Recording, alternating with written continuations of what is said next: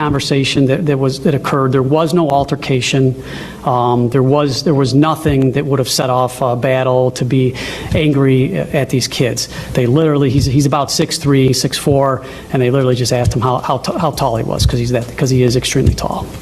I know it doesn't make any sense, and so just imagine how the parents feel. In 2020, it was this teenager that went viral all over the internet.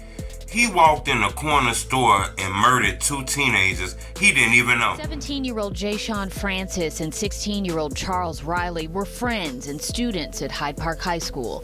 They didn't know Leroy Battle, but police say a brief encounter with him on Saturday ended with deadly gunshots. He ain't know him from a can of paint. They wasn't in the beef for anything, according to reports. Now, I understand this story might get a little deeper, but according to reports, he murdered two people he didn't know. It's just the fact that he didn't know them, they ops. Francis and Riley were with another friend after a trip to the mall. They walked to a gas station to get candy. That's when they saw Battle in line. Prosecutors say the friend who witnessed the shooting noticed Battle had a gun in his waistband. He told his friends that and then asked Battle about his height, saying he wished he was as tall so he could play basketball. Like, it ain't got to that point now where you op not nobody who did shit to you, you op not nobody who done took money from you, robbed you, killed you, put you in jail, anything. Your op is somebody you never seen before. Yeah, that goofy level is at that level now. Police say Battle followed the boys and opened fire multiple times in an alley near 79th and Luella, killing Francis and Riley.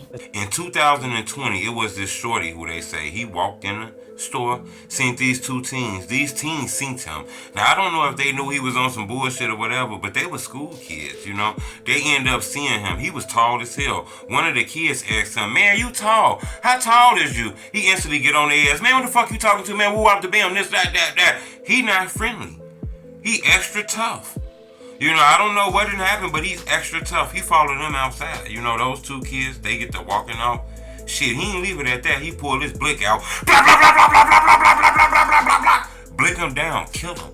One of them gets shot multiple times, he died. The other one gets shot multiple times, they died. Both of them under 18 years old. I think they like 17, 16. Only conversation that occurred. There was no altercation.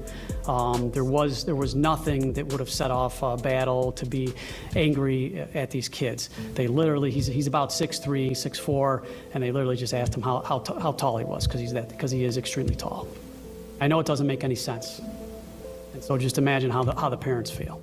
This story went viral all over the internet because the video of him walking in the store got captured and all the blog sites was posting this. Police released surveillance footage of the gunman who was wearing a dark hoodie, whitewashed jeans, and only one shoe, and prosecutors say he walked with a noticeable limp. He dumped the gun in a garbage can, and surveillance video showed that he returned the next day wearing the same clothes, presumably looking for the gun, but investigators already had it. Police say Battle was arrested hiding out at a hotel in Schiller Park, and he had gotten a haircut. He is now charged with 2 counts of first-degree murder. Hit the like button. Goal on this video, 1,000 likes. Not for the clout, not to be cool, but I think everybody can learn from this. Everybody got a son. Everybody got a nephew. Everybody got a cousin. Everybody got a friend. Everybody knows somebody that's young that might can learn from this video. So hit the like button because it pushed it all the way up to the top. The police used footage inside the store, surveillance footage. His face went viral all over the internet. Everybody knew who he was because it was 2 teens got killed. This shit was all on the news. ABC, NBC, Fox, WCW, all kind of shit. You know what I'm saying? So this young man ended up being caught. This case took about 5 years to finally get a conviction. He was finally convicted about 3 days ago. This guy's gonna spend a long time in jail. He ain't got his sentence yet, but it's looking like he's gonna be facing life in prison. You know, the police say he didn't even know these people. He murdered these people. This shit could have been like some gang shit where he thought they was from a rival neighborhood. Man accused of murdering 2 high school students for no apparent reason has been found guilty. You may remember this from June of 2020. Police say the victims encountered 19-year-old Leroy Battle at a corner store at 79th and Luella. The 2 students were buying candy and happened to ask how tall Battle was. Battle then followed the teens outside and shot them both in a nearby alley. Jayshawn Francis and his friend Charles Riley were both killed. A jury has now convicted Battle. He will be back in court next month for post-trial motions. It ain't got to the point where people are throwing their life away over killing somebody they never met, over beef that they inherited, a beef that their friend was into. Not even realizing that a lot of this shit be over females. You the fuck around and call it a 50-year murder case because a guy mad because his girlfriend cheated on him. What? I'd be mad as hell, man, that I done threw my life away over some shit like that. Ain't nobody jump him, ain't nobody rob him. He just got his feelings hurt. And that's how this shit be. Now, I don't know exactly what went on, because if you ask me, it's a little bit more to this story. Just killing somebody you didn't know. But they was adamant at the court that he did not know these teens. This was some gang banging shit, basically, trying to figure out where they from, why they inside this neighborhood, why they in this hood. This one of those things where you be in this hood so long, you start getting mentally ill where you think you own this neighborhood. You start saying shit like, this is my hood. I always looked at it weird, but I get it, because I was once caught in that trap too when I was younger. But I get it. It's a lot of people that gets me confused. You know, your cousin done died on that block. Your nephew done died on that block. Your daddy doing 90 years on that block. You facing a crime right now that can get you 20 years from that block. Why in the fuck would you tattoo that block on your arm?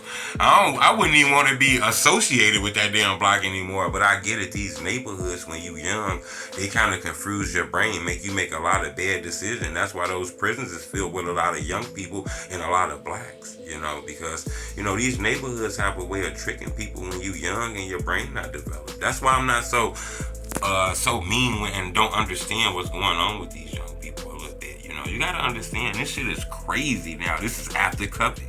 This young man is gonna have to be fighting for his life. You know, I know it's hard to even get on the phone and call your parents and tell them that, you know, you're facing a double murder off a case that, you know, two shorties you didn't even know.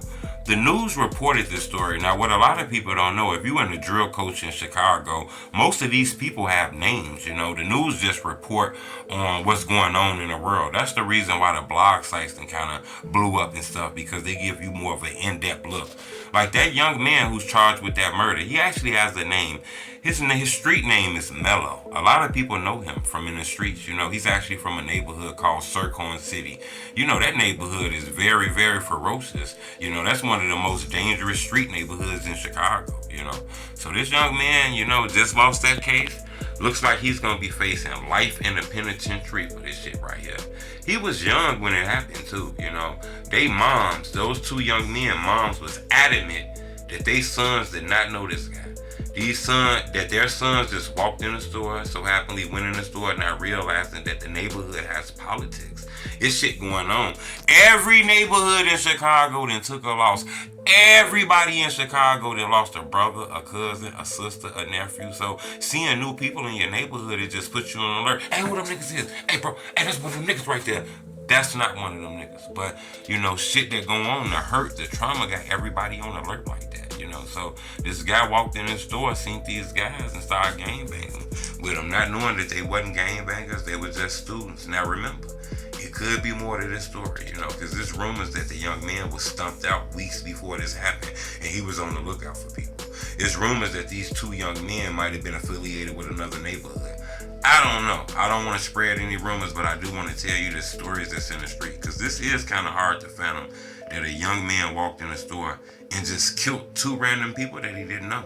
But it's a lot of this shit going on. You know, a lot of this shit be happening in them Hispanic neighborhoods, in the Mexican neighborhoods and shit, you know. Chicago then got segregated. You know, it's one of the most segregated places in the city, you know. So you got to be careful out here, man, trying to visit your girlfriend in a new neighborhood. You fuck around and get killed. Her brother out here on that robbing shit, you know, or her brother and them and her cousin and them, or people on that block can probably rob somebody on another block. So they probably waiting on the other people from that other block to come back from retaliation. And here you come right down that block. Motherfucker might think you that nigga and shoot at the cop. You got to be careful going in new neighborhoods now, you know.